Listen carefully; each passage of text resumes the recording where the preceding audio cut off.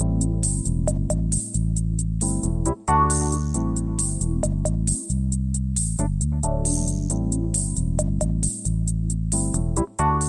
listening to the After the Show movie podcast from ascully.com. Your weekly look at movies, video games, and more, brought to you by your hosts, A. Scully and Sid Talk. We're addicted to movies. Are you?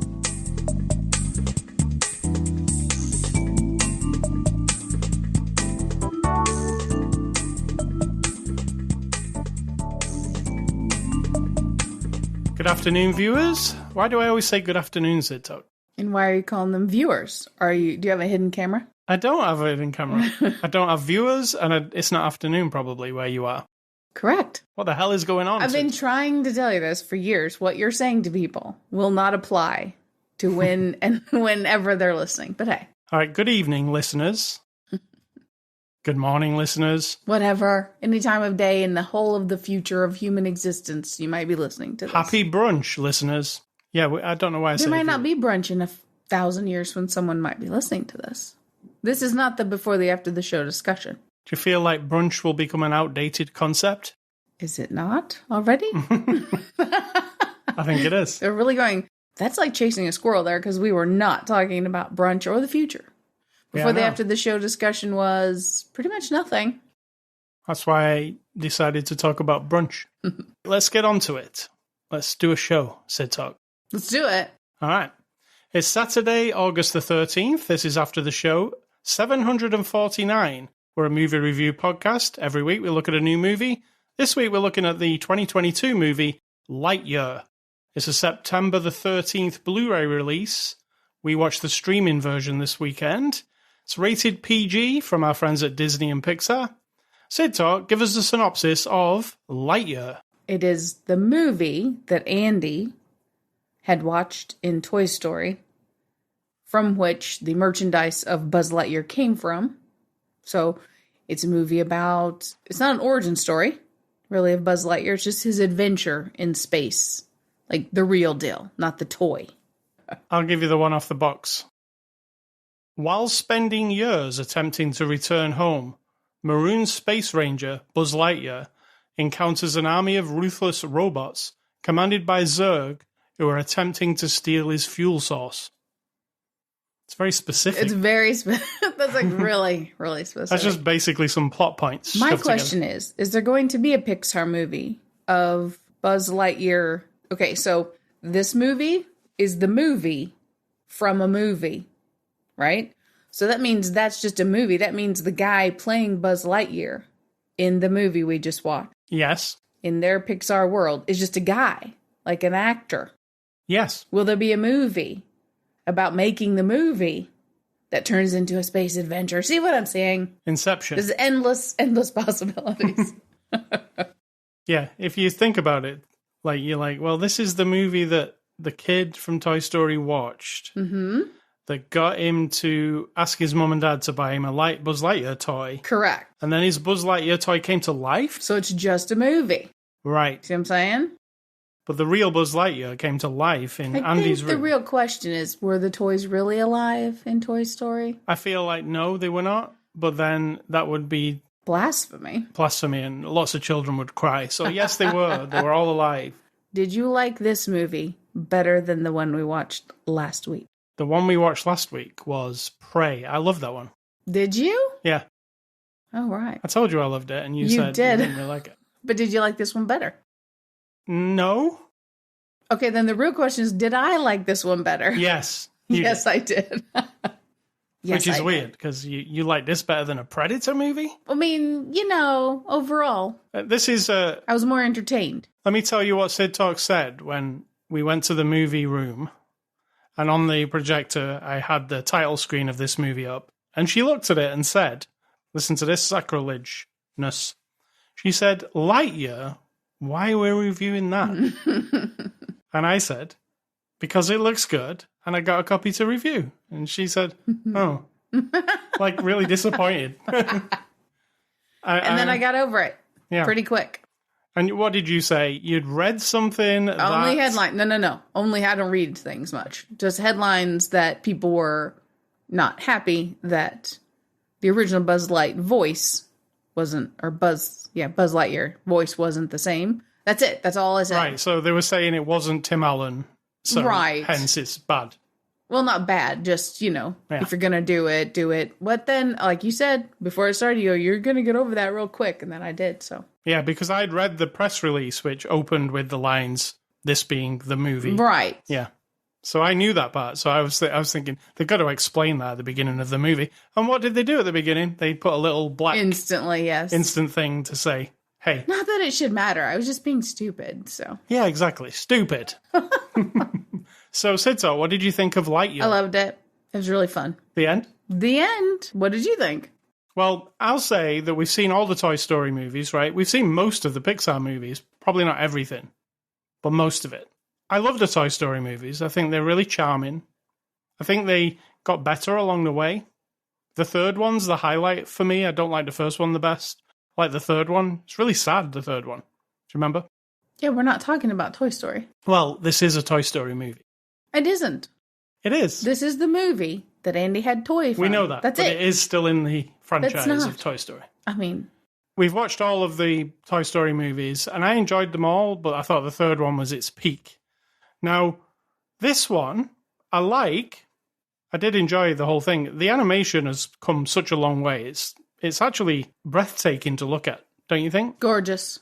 There's so much detail, and so many things that you don't think of. I mean, sometimes it looks like plastic objects running around. Correct. There's nothing real here. It's all... Sorry, children. I'm ruining it for children again. It's all in a computer, right? So there's nothing real. There's no set. There's no anything. There's no reference. But it looks like it's a real thing. The reflections off everything, the little bits of dirt, the dust in the air, the whole thing just looks really stunning, I thought. Did you notice that it does like the aspect ratio change? You didn't, did you? Did not. Do I ever? No. This one during the really big action sequences, it opens up and there's no letterboxing anymore. So it kind of seems like space is big and giant, But it only does it a few times. Visually and technically, I think it is astounding. Like every moment I was looking at it going, holy crap, how did they get to this level of animation?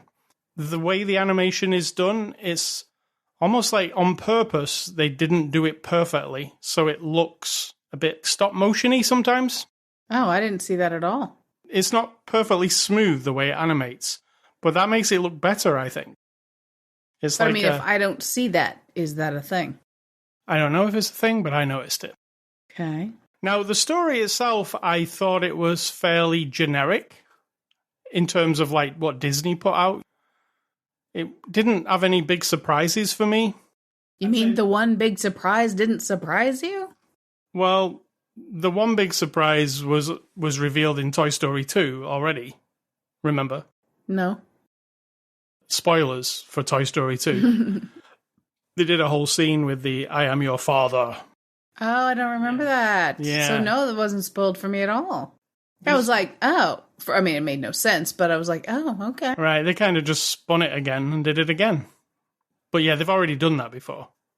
But they did it slightly differently here. Again, I didn't fully understand it either, and then they started talking about time travel. I was like, oh, you all just bets have are to off. accept it. Yeah, I just have to accept what happened there.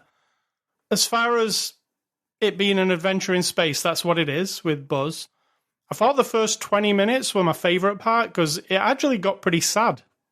Because Buzz is doing this like mission that he has to get right. And every time he fails, and he's failing it quite often, but he's like the kind of guy who's like, no, I'll keep doing it until I get it right. Every time he fails, some years pass, right, because of him traveling through space really fast. How many years pass each time? I think it varies. They didn't really piece that together. Right. First time, it's like 4 years, and then as they do the little montage, it just skips ahead randomly. That whole sequence, it got me like really sad, because like the people who he's working with are becoming old people, but him, because he's doing the mission, he doesn't age. It's like 1 week for him or something. I mean, Yeah. I don't know how many missions he went on, but Yeah. it's like, So it's like a week for him, but the people down here... I guess we should tell the story. Okay, they're on a mission. They're on a planet. A bunch of people are like in hyper sleep or whatever we're going to call it. They're frozen asleep on the ship, except for him and his captain lady or whatever she is. I forget. Admiral. There's like a creature coming up out of this strange planet that kind of grabs the ship. He tries to take off. He bangs the ship. It damages the ship, and then the ship cannot take off. And all these people now in a split second, we see they're all awake now. There's hundreds of people who were frozen, like an Alien. You know how it goes. Hypersleep and all that. Now they're all awake, and then they're stuck on this planet because Buzz thinks because he couldn't clear that mountain and he busted the ship, blah, blah, blah. Then they develop very quickly, very cleverly, this group of people. Well, they're all smart scientists. Yes, a way to build a ship and then test out this new fuel that they're making in order to make their original ship be able to leave and go home. So then he has to test it. When he tests it, it flings him out in space into what hyperspace or different science fiction things call it different things. He flings around what looks like a sun or a star and then comes back to the planet. Every time he does this, he's actually gone through just a few minutes of time, like 4 minutes, but the time on this planet has moved forward. It actually took him years to do this trip. That's where we're at with him going and doing it multiple times. Every time he goes on this trip, it's 4 minutes for him, countless years, because his friend goes through her whole entire life. Yeah. And then is an old lady who's dying of old age, apparently. And so that's what we're talking about. So then Buzz is the only one who's not going through this hyper time thing. So that whole setup there, I found really sad. And I did too. I cried. It felt a little bit like the opening to Up, which is one of the saddest things ever. Yes, and I thought that lady character might be referenced to Up, because she kind of looked like those... Yeah, you're kind of right. Yeah. But so I got that vibe of Up, and it's like going through this whole person's life, and Buzz, has to leave them behind, and it was just sad. And then once that moment ends, then it goes into the adventure proper, which is pretty, like I said to you, ordinary is not the word, because it is kind of fun, right, and adventurous. There was not really any big surprises for me along the way. Even the surprise, which you mentioned, wasn't really a surprise because I felt like I'd seen it before in a different way. I did enjoy moment to moment. There's a lot of action, right? It's doesn't really slow down. There's some very funny lines, funny characters, new characters that you've never seen before. I really, really like the cat. What would you call it? It's like an... Mechanical cat AI powered... Like Data. From Star Trek. Yeah, and it's there to help him and make sure he's okay. Or C-3PO, or R2-D2. Yes. He's that, all combined in a cat. He's very fun, has some surprising features that you're like, what the hell? My favorite thing was when he's like, I can do noises while you go asleep. And then the cat sat there with its mouth open, making this weird noise. I'm like, wow, that is terrifying. Like, I couldn't sleep with that next to me. But it's got features to help him out, and it comes in handy throughout the whole adventure. Especially, it has like a tranquilizer dart that fires out of its mouth just in case Buzz is in trouble and he needs help. I love the characters. I thought they were all funny. Taika Waititi, his character was very funny. I didn't like his character at all. I just thought it was really dumb. Well, what a disappointment to have your character be like the dumb guy. I mean, he wasn't anything. He was just a dumb, like how we used to do with the British character in like The Mummy, right? He had some funny idiot. lines though. Yeah, but he wasn't funny. It was like really, I was like, oh, this character. Like he's fumbling, bumbling, apologizing constantly, like kind of, ugh. I wasn't a fan of that character. I just liked how it's not a surprise. They fail, and then spoilers to us at the end. It's happy ever after, kind of, right? But I mean, they're still, Yeah. The team gets its shit together, does the thing, and it's all good. And that's where I found it unsurprising. I expected there to be something either majorly sad towards the end that might make you cry, because often they do, don't they, these movies? But I think they did that near the beginning. Or I felt like it might tie into Toy Story somehow more, like it zooms out of the screen and Andy's watching it at the end. But they didn't do anything like that. They just went straight up like, this is the movie that Andy watched. It's not connected like that. Well, it is, because Andy watched it. Yeah. Yeah, I expected something which I didn't get. but then it didn't make me mad because I enjoyed the adventure along the way. It's really fun. Very good. So what about you? I thought it was really fun. You said you loved it at the end, but that wasn't much detail. See all the detail I gave you? I commented along the way of your very long, detailed description. First, establish science fiction. I'm in. If it's, it doesn't matter if it's like science fiction from 1859 that someone's writing and it's set in the past and there's some crazy machines, or it's science fiction that's so dumb that you can't even hardly handle the future, like Jason in space, right? I don't care. Right. Science fiction, tick that box. I also love the sentiment of the Toy Story movies, knowing that they're going to throw at you something like the passage of time, and you can't get it back. That was kind of the theme here, was that, are we going to spoil it and say who the bad guy was? Well, I think I already said it. Maybe. Okay, Buzz is his own bad guy, and I don't understand. They didn't explain why there's two Buzzes. They didn't explain any sort of weird multiple dimensions or universes or anything like that. But all of a sudden, there's two Buzzes. Old version. One's old and one's now. And the idea is that Buzz is so stubborn and that he can't see that he needs people to help in life, which is one of those ideas that I struggle with. And then at some point, we can erase everything that's happened. We can erase all the people who were born on the planet, or whatever the planet. I don't even know what the reality of this outcome would be. That all he wants to do is go back in time and just so like it never happened. Like he never made the mistake, right? So sort of this revelation that you can't do that in life. Right. Time is always marching forward. Time doesn't give a shit about you or your life or your memories or how old you are or how old you are when you die or how much fun you have or your relationships. It just keeps moving forward. And you need to appreciate in the moment, you know, the special people or moments. I mean, it sounds really saccharine, but it's the same as Toy Story, like capturing your childhood with your toys and passing your toys on to someone when your life, you know, Andy's growing up in Toy Story 3 and he's moving on. And it's like heart-wrenching, yeah. You know, you're like, no, stop the clock, right? So we all have internally this thing of like wanting to deny that time is just, it's not our enemy, but it is never changing. You cannot undo what time will do to your life and what changes can happen and all that stuff. I enjoy this approach to that, like coming to that conclusion that Buzz is like, okay, well, I've missed 100 years of time, but not really 100 years of my life because now I've met new people.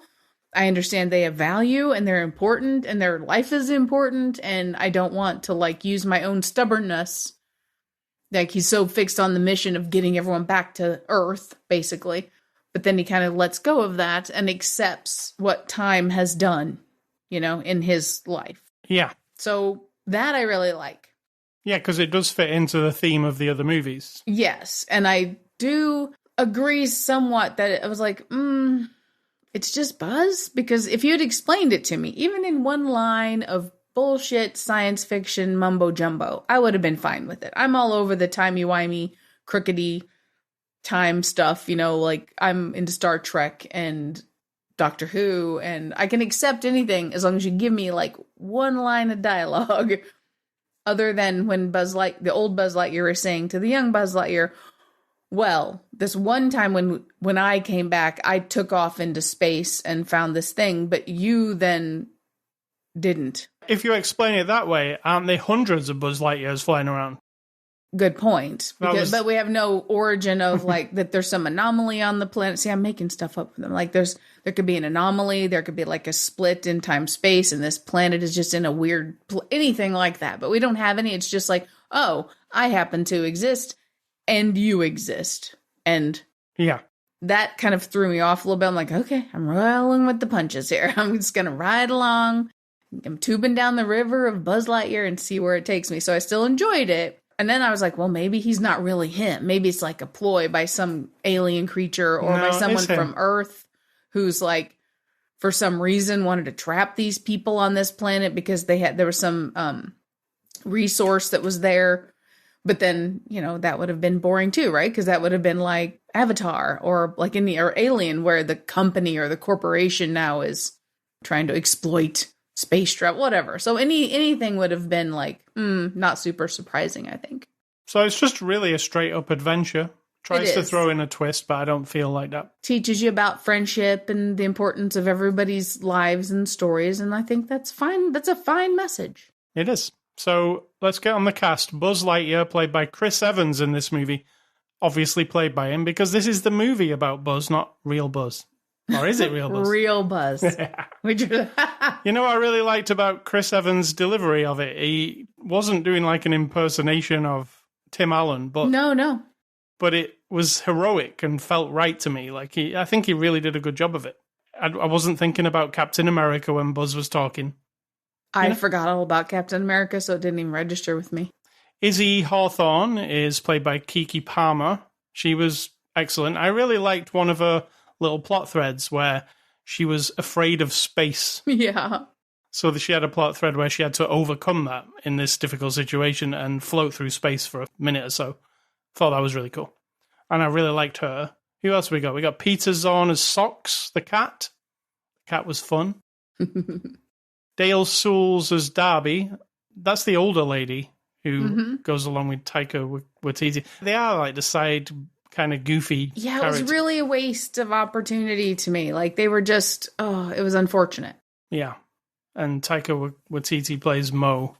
And then James Brolin, that'll be the father of Thanos, plays Zurg. I think you should say that Thanos is the son of Zurg. Yes, exactly. I think everybody did a good job. You know, it's voice acting, remember? Yeah. Nobody stood out as, oh God, they're terrible. No, nobody was even, nothing at all. It was very emotive and... Directed by Angus MacLean, he directed Finding Dory and a bunch of other Pixar shorts. And I think it was a really well-directed thing. It might be the best animation I've seen from Pixar, and I've seen most of it. You know, just in terms of the technical animation. I feel like it's flawless. Every single thing I was looking at, I was like, I wouldn't do that any differently. It's all pristine looking. I was thinking, take this technology for how good you've made it look and make like a sort of, not kid movie, because that's not necessarily what it is, but just make it like a movie. Like a full-on not adult movie. Not like pornography. That would be awkward. But like just a full-on action movie, but with Pixar-created characters and a world, and, you know, because you can do anything. You mean like a more serious thing? Like Yeah? Like the Animatrix or something? Yeah. Oh, Animatrix was good. Yeah. Yeah, I see what you're saying, because, we tend to use this kind of technology for kid movies, always, right? So, I would like to see something more. Oh, Disney. But there again, Disney. They could do a Marvel thing in this technology. I guess we did have Marvel animation. Yeah, that's true. Never mind my genius idea. Forget about it. So, IMDb reviews, what are those? There's a website called imdb.com, the Internet Movie Database. And you like to go on there and find the 1-star reviews, which means people have taken the time of their life, as time marches forward, plowing right over them. And they can never undo that they have taken moments to open their phone or their website somehow and write a few words about how much they despise a movie. It is hilarious, and it is useless except for us to use in this little section. So these are the 1 out of 10 people? First person says, save your money and go and watch another movie. I wish they'd stopped with Toy Story movies. The movie is not necessary and terrible, and it's a bit late for it anyway. Even the story and voice acting were bad. I mean, that's not accurate, but okay. This guy says, this movie is all over the place, very scattered and disorganized. The story is uninteresting and bland. The characters aren't very memorable or well developed. I don't recommend this film, and my kids all fell asleep. I don't know if your children falling asleep is a measure of anything. No. And finally, absolute rubbish. I absolutely love Disney, especially Pixar, but what an absolute letdown of a film. I fell asleep halfway through. That's a sure sign that it's bad. As a party of 15 who went, 3 of my children begged me to leave. They were just 2 positive reviews from the children. This guy has 15 children. No wonder he's, down on stuff. Seriously, Disney, you tried way too hard with this one. Stick to what you know and keep up the usual good work. You mean stick to what they know, like Toy Story? And stuff like that? I don't know what he's talking about. With his 15 children. Come on. Extras. There are a bunch of extras with this. We watched the digital version. The Blu-ray's not out until September. But on the digital version, there's like deleted scenes, which are storyboarded. There's a director's commentary and there's a making of movie. So there is a lot of stuff for you to watch. Sid Talk. Yeah. Let's give this movie a score. Okay. I'm going to give Lightyear. I'm going to give it a 6 out of 10. Oh, that's awful low, but hey. Well, it's your brain. No, I would put, if I did the points, the point something, I'd give it 6.5, but I don't, so I'll give it 6. Percentages matter. Yeah. You know what I'm saying? It's very high quality. I'm giving it like an 8 for what it is, because I was entertained. I love being emotional about things, even if it makes me mad, but this didn't make me mad. That just made me think, and I thought it was gorgeous. And if my expectation is that they're going to have some sort of like crazy twist, I mean, that's my own problem, right? That's not their goal to have to fulfill, is what I expect. So I just feel like it was a great movie experience. All right, I'm going to up it to a 7 then. I talked you out of it. That's a bit rude, isn't it, giving it a 6? Yeah, so I'll give it a 7. I'm saying. So thank you to Disney and Pixar for letting us review this movie. Next week, we're going to look at the movie Resurrection, starring Tim Roth. Do you know Tim Roth? Are we talking about, isn't one of your Raccoon City movies called Resurrection? Or is that just my imagination? Imagination, probably. Okay. It's not a zombie movie. Oh, well, then I'm out. I'm going to have the same enthusiasm in my head today, like, oh. Yeah. And then it could be the best movie ever. It could. Yeah. All right, movie recommendations. I'm going to go off the tip of Lightyear. I'm going to give you an underrated Pixar movie called Brave. Do you remember that one? Yes. Very nice. Yeah, I really like it. It's a little weird, but it's nice. Yeah, you don't hear a lot of people talk about that one, so I think people should go back and revisit. And talking to Chris Evans, I'm going to give you Avengers Endgame. Oh, my. Yeah? Awesome. Because I'm going back to the 90s, and I don't remember what year I'm in. 95-ish. Looks like maybe. You can look it up if you really care. And my 5 movies are Clueless. Yeah. Species. I really like that. The Net. No, I don't like that. Sandra Bullock, correct? Yeah, it's awful. Waterworld, which I liked at the time, so I don't care what anybody says. And Babe. Those are some heavy hitters right there. Even if they're not, I'm not talking about high quality. I'm just saying, like, in the spectrum of 90s movies, I remember watching them all, which is a lot. That says a lot. I don't remember watching all of Babe ever. I remember seeing the opening more than once because it was on TV a lot. That'll do, A. Scully. That'll do. Why? Clearly, you haven't watched all of Babe. Why? Because at one point, the farmer says, "That'll do, pig. That'll do." Clearly, I ain't seen it. I've just seen a talking pig. Is that right? Yeah, that's it. That's the whole... Yeah, there's no message or anything at all. No. Talking pig, the end. Got it. A Scully stuff. I've been playing some games this week. American Truck Simulator released their latest DLC expansion map. And it's the state of Montana this time. Tell us a fact about Montana, Sid Talk, because you're the expert. The capital is Helena. Okay. I didn't know that. Anything else? What's in Montana? Anything interesting? Lots of land and sky. I believe that's a big sky country up there in Montana. It features, what I know just from driving around this week in the game, is it has 2 national parks in Montana. One's called the Glacier National Park. Do you know that? I've heard of it. And I forget what the other one's called. Do you think I need to know everything about America because I live here? You should, yes. It's a very large country. And if you want to test me, then I get to make a test for you about England and the UK and the Commonwealth. So you need to know everything about every country in the Commonwealth. Right. Because that's where you're from. You'll fail. So American Truck Simulator, I've talked about it many times, but they bring out a couple of maps each year. They're actually going to do the whole of America eventually. It's getting pretty big now, to be fair. I think there's 8, 9 states already in there. But Montana, it's quite different from the others. It's pretty flat, I noticed. Is that a truth in real life? Yeah. Yeah. But it's like wide open spaces. There's a lot of bigger... Do you want me to give you a little geology rundown here? North America. Yes. Glaciers moved from Arctic down the planet from the North Pole. Wasn't the North Pole then. Moving down, down, down around the top of the planet. And then they started to melt. They got to a certain point. And in that time, they're like scraping down. This is how it was described to me in like 3rd grade. So this is how I know it.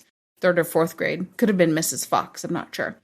It scraped down. That's why all of a sudden, around like the Ozarks of Missouri and across the southern part of the landmass of North America, it starts getting hilly and mountainous because the glaciers kind of scraped the top part flatter.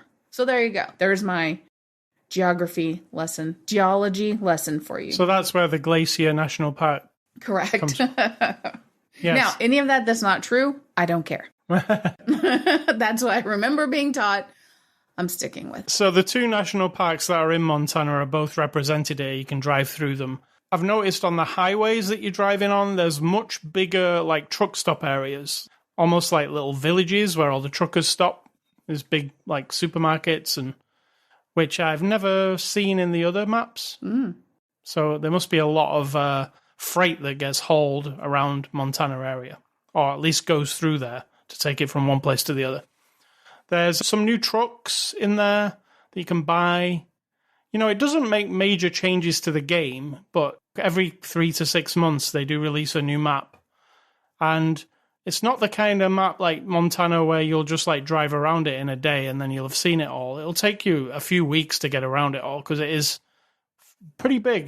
Remember when I fired it up, I had to like go from I was in Las Vegas actually, and I had to drive up to Montana.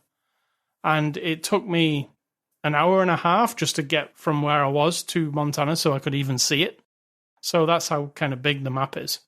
So that's American Truck Simulator, and the DLC is called Montana, and you can pick that up now. I've also been playing a game on the PlayStation 5 called Arcade Paradise. And Sid Talks watched me play this one quite a bit. What did you think? What do you think of it? Arcade Paradise. What is it? It's my kind of game-ish. I mean, the arcade part, I probably wouldn't involve myself with, even though that's what the whole point is. But it's just a laundromat arcade simulator game. Yes. You are put to work at your father's laundromat because you're sort of a lost post-college student age. Because you said you'd been to college, right? Dropped out of college. So now you're working at the laundromat because you're basically useless. And so your father's putting you to work there. And then you realize there's like an arcade game in the back and you have to do the laundry. So you have to go pick up laundry and put it in the washer and then put it in the dryer and then pick up some more and pick up the trash and clean out the toilet. You get to buy arcade machines, play the games. There's all the different games. You're actually playing all the games. That's the fun part for you. Yes. That would be torture for me. But as time goes on, you keep making more money, and then you start making money in the arcade in the back, and then you get to expand, and eventually, I'm assuming the laundromat part will go away. Yeah, I'm hoping when I get right to the very end that the whole place is just a giant arcade that's awesome, right? Right. Because at the beginning of the game, you have to really focus on doing laundry. And it might seem like a chore, but it's like a simulation of real life. Let's tell them the truth. I don't mind doing laundry. You don't mind doing laundry. You've got nothing at the beginning. You've got one arcade machine in the back that you find. You open that room up and realize that arcade machine starts making some money. And then you do a lot of laundry. You buy a new arcade machine. You put 2 in there. Eventually, I've got it to the point where I've got 10 arcade machines in the back room. I've expanded the back room. And now for me, doing the laundry I don't really have to do it. Because making the money in the arcade is where it's at. I'm making way more back there than I am in the laundry. But some days I just want to do the laundry. It's fun. So it's like a business simulation / retro arcade game simulator? It's not like anything I've ever played. And it's got that it's the thing that hooks into you where you're like, I just want to do one more round because I could probably get enough money to get that thing. Ooh, they know you so well. Yeah. And it has that loop in it where you're like, okay, I've got 10 arcade machines. Also, when you put the arcade machines in your arcade, if you play the machines and there's like little achievements that you can do in each game, once you do the achievements in the game, then the machine gets more popular. So you kind of like boost the machine up by doing the little things. So it makes you play the games. And then at first you're like, I don't even really think I care about a Pac-Man clone game. But then you start playing it and it's like, well, clear 3 levels and then you'll earn $25 more every hour. And you're like, ooh, I think I'll do that. So it's got all those little hooks that make you want to keep playing. Arcade Paradise. I'm playing it on the PlayStation 5, but it's on the PlayStation 4 and on Steam if you want to check it out. Sidtar, what's for dinner? Well, you made the final vote, and it will be Mod Pizza. And no, we're not sponsored by them. We did have our first little glitch with Mod Pizza, and the reason I'm telling you what we're eating, because we're vegetarians and people think we're starving to death. We are not. Was that our pizza was kind of burned one of the times, and so I just went on the thing and said, because it says, how was your order? And I said, unfortunately, it was burned. They were short-staffed. There was a big handwritten note even on the door that said, sorry, we're short-staffed. Please be patient with us. When I walked in the door, right next to the door was a big tub of dirty dishes. There was only a couple people behind the counter. Lots of people, and they're ordering food and whatnot. And so, unfortunately, the pizza turned out a little burned. And then, so I put the thing in, and they sent me a code to get a free pizza. So, problem solved. That was cool, because when we had a problem with, like, Jersey Mike's, it was an absolute, like, we had to go through so many hoops, and they give us like $4 off our next stuff. First thing was the guy had a shitty attitude. Let's just be, and it wasn't Jersey Mike's fault. This is the guy who worked there had a shitty attitude. So, and you never assert things like this, but after that you said, we're not going there anymore. And I was like, I even put a review on Google Jersey Maps. Mike's. You did. If you search for Jersey Mike's in Jefferson City, Missouri on Google Maps, you'll see my bad review of it. With a nice photograph of my disgusting-looking sandwich that I got. It was mine. It had, like, in the tomato, it had we call it the butthole of the tomato. Like, you slice off the top where the vine was attached to it. It's all crusty and brown. Those were left in the tomato and put on the sandwich, like, with intention. And I don't even know. We lifted up the lids or the bread, because they just seemed so flimsy and terrible. And there it was. It was the worst. It was. And there's a picture. You sound so snotty, but I mean, seriously. The picture of that horrible sandwich will always be immortalized on Google Maps. It's never going anywhere, so. So that's what we're having for supper. And my advice is, as you were going to ask. What's your advice, Sid Talk? My mother and I had a good conversation this week. She was down here visiting. My mother's 80. She'll be 81 next month. And she is just amazing, actually. And I get a lot of my personality from both of my parents. I like to say my parents are like Mary Poppins and the Grinch, but like, not the kid versions. My mom is just always almost always optimistic, but she doesn't love people. She's a good combination. My dad did not like people, and he was not an optimist, pessimist, thinker. But both of my parents had in them this sort of like, do a thing. Like, get attached to the idea of doing a thing, learn a thing, do a thing, make something. Even if it's like, whatever it is. Like, my dad was into tractor pulling for many years. My mom has always been remodeling things and making things and asserting, her a desire to learn something. She learned how to play a song on a violin, which I am trying to do now as well. She taught herself how to paint when she was like 60 years old. She... there's always this, like, do.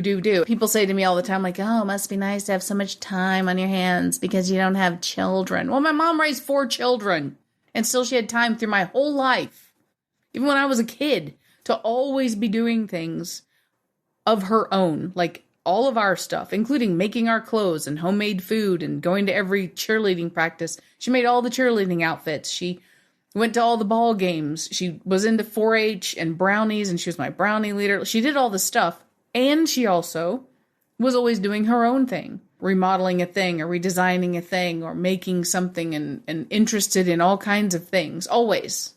And I think I just feel like I have met some people in my life who do not do that, who don't have a thing. You've got video games and computers and movies. I've got like art and my gardening now and photography, and probably it'll expand over time to more and more things, right? So that when you think of me as a person, those things kind of come along as a package deal. And at any moment of any time of my day, if I'm in a lull or something is getting me down or I'm bored with whatever's in front of my face, which could be work, you never know, my mind can take me to the possibilities of the things that I'm interested in. What plant will I grow? How are my tomatoes doing? Ooh, I'd love to take a picture of this thing. Don't forget to charge your battery for the camera. And, ooh, I'm working on this painting for my friend. So what's the next thing I want to do on that? And, oh, I want to think more about how to do my finger on the violin string, which I know nothing about. Do not let me big this up. I know nothing about playing the violin at all. And yet I'm trying to teach myself and let YouTube teach me. But my mind can go there. It's stimulating and comforting, and it's like you're alive.